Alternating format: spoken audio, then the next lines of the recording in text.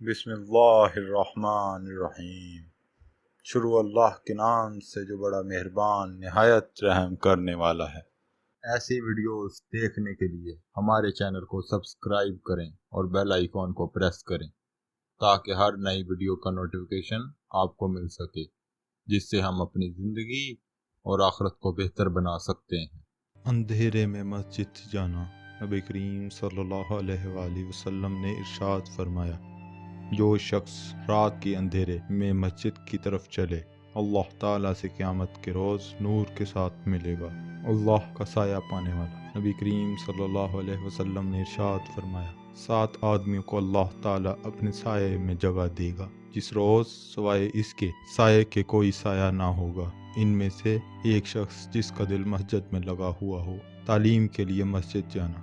نبی کریم صلی اللہ علیہ وآلہ وسلم نے ارشاد فرمایا، جو شخص مسجد کی طرف جائے اور اس کا ارادہ صرف یہ ہو کہ کوئی اچھی بات یعنی دین کی بات سیکھے یا سکھائے، اس کو حج کرنے کے برابر ثواب ملے گا۔ مال کی پاکیزگی۔ نبی کریم صلی اللہ علیہ وسلم نے ارشاد فرمایا، جس شخص نے اپنے مال کی زکوٰۃ ادا کر دی، اس سے اس کی برائی جاتی رہی، یعنی زکوٰۃ نہ دینے سے جو اس مال میں نحوست اور گندگی آ جاتی ہے وہ نہیں رہی۔ ایمان کا ذائقہ چکھنے والا۔ نبی کریم صلی اللہ علیہ وآلہ وسلم نے ارشاد فرمایا، 3 کام ایسے ہیں کہ جو شخص ان کو کرے گا ایمان کا ذائقہ چکھے گا، اللہ کی عبادت کرے اور یہ عقیدہ رکھے کہ سوا اللہ کے کوئی عبادت کے لائق نہیں، مال کی زکوٰۃ ہر سال اس طرح دے کہ اس کا نفس اس پر خوش ہو اور اس پر ارادہ کرتا، مسجد کو بدبو سے بچاؤ۔